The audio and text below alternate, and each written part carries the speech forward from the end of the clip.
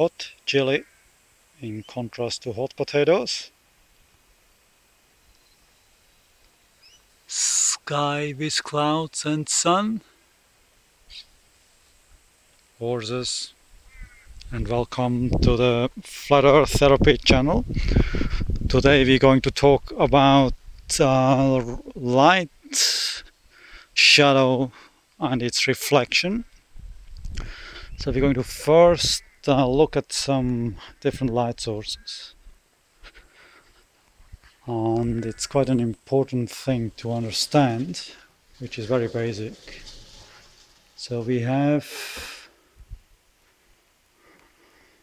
different kind of lamps, and this is a light-saving bulb on the left, which I can basically touch without burning my hands, and the one on the right is halogen light bulb, and it's really hot. It's even a glass on the top, you're going to burn your hands.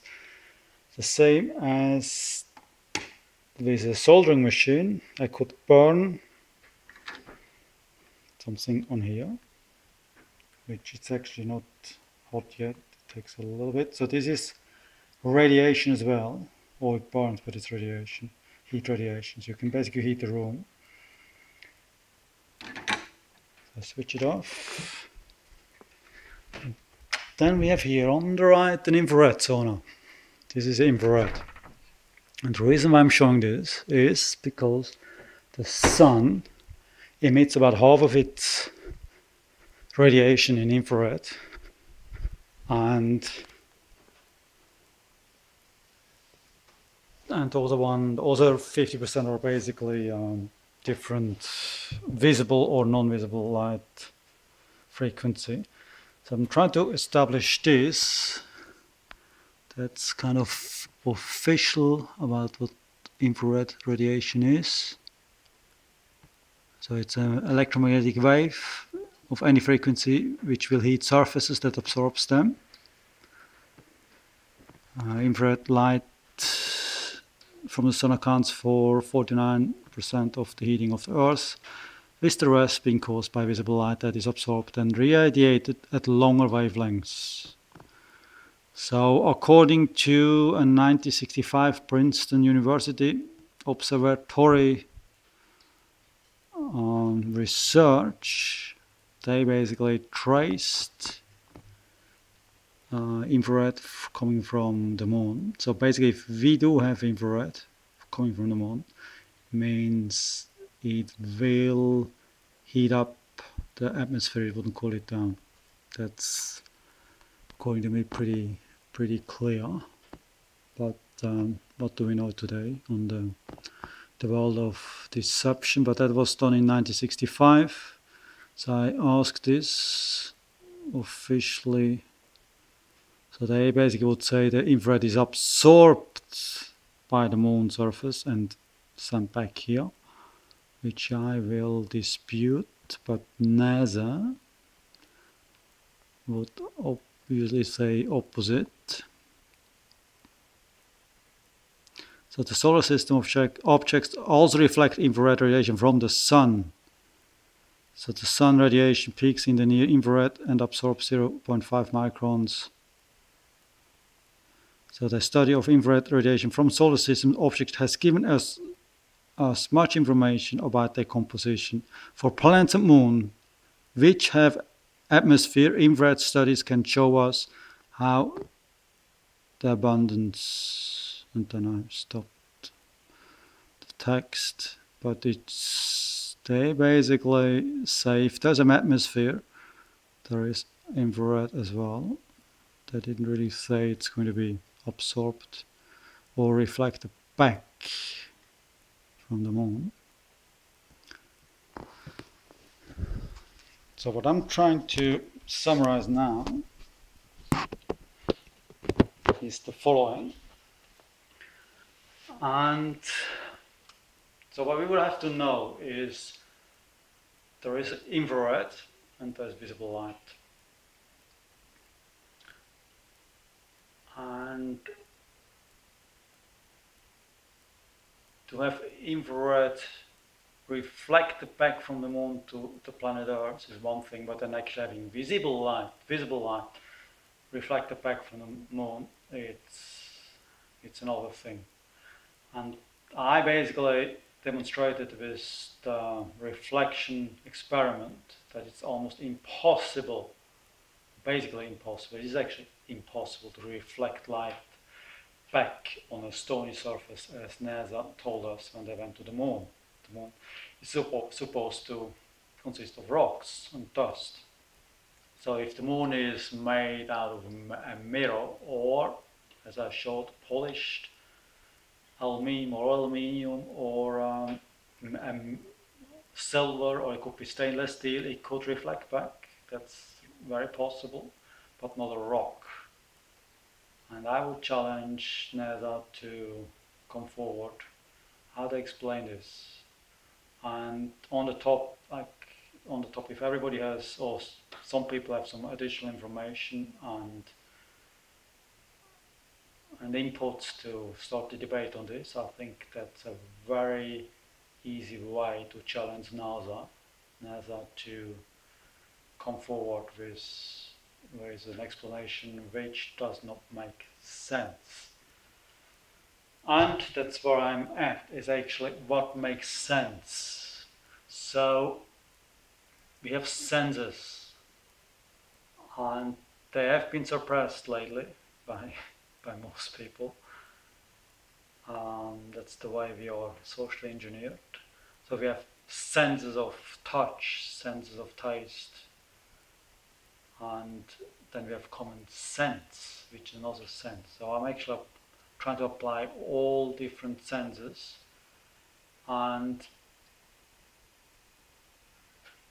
there's visual senses on the top. So when we looking into a sky, we got a sense of visualization, what would move from our point of view and how big things are. But this has to be put in perspective, so our eye basically cannot distinguish distance. And like very long distance, unless we have experienced this in a way of walking there. So when we drive a car or driving a car, we can perceive what comes against us or how we going against an object. If you ever skydive, you will realize how difficult it is actually to see when you touch or when you're about to touch the ground without breaking a leg, because that's something we are not trained on. And a good skydiver obviously managed to do this. So what I'm trying to appeal is on our senses, to tune into our body, to basically reset us almost to zero, like a computer starting from scratch, to start to trust our senses, just to basically stop from a clean slate, I think. And just to listen and see what our senses tells us and what common sense tells us, because common sense will most likely tell us, or a healthy person, that if you have a balloon and you have the skin around filled with helium, the balloon, so this keeps it inside, but the moment you pop the skin, the whole helium disappears. So how can, with common sense, air stick on a planet Earth, going around very fast in this black dark universe, which we never seen with our own eyes, without getting lost? This is impossible, technically speaking. It's only possible if they would have like a glass ball around which keeps the air in. So that's very, very logic basic. It would be very mechanic as such, and that's common sense, which I would defend to quite a big extent. So that's why, let's assume this flat Earth concept of having a dome to keep the air in, that would make sense on a technical level. On the top, I would say our senses, just in the way we feel. And if we try to feel, to basically travel around in this big bang dark universe where we are just a small little thing, basically meaningless, as said, a meaningless entity, and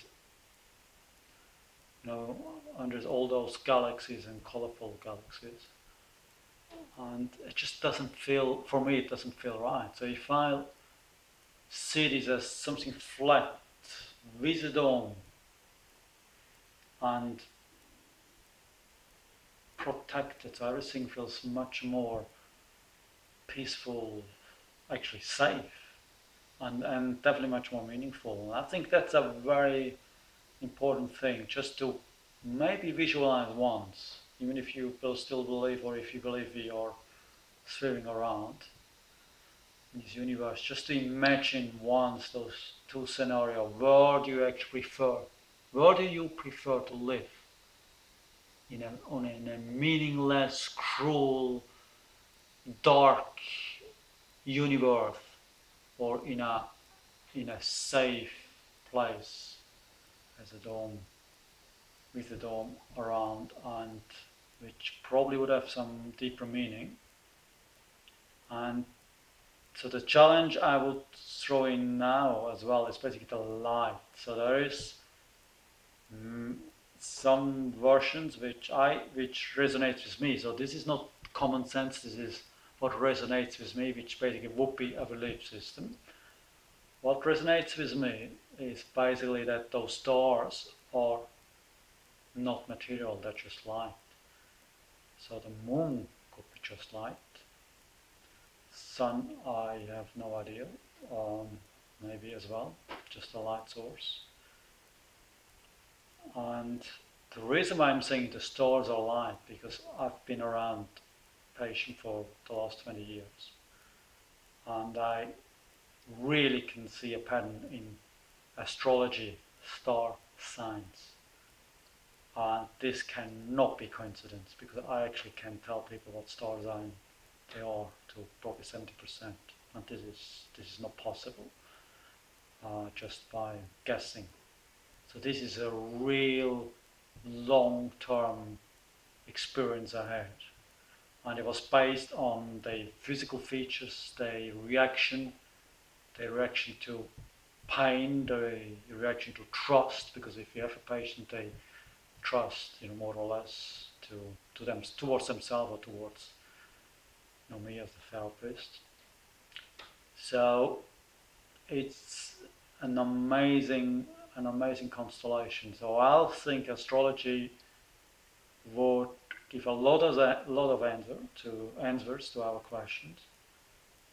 The same actually applies to Antarctica. I think that there are many answers, and the moon, because if you look in the moon, in the full moon, and you stand outside and you see how much light is emitted from the moon, inclusive the shadow, this is unbelievable. It just does not make sense on a technical level, plus on a visual level, that,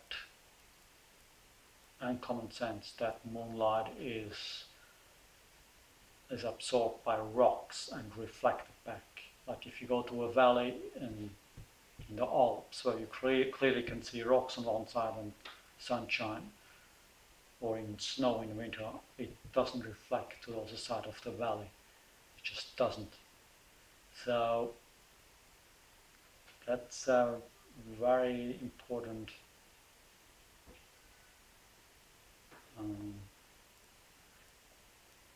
subject basically to consider. So with that, I'll hope we have a beautiful debate, and I wish you all the best for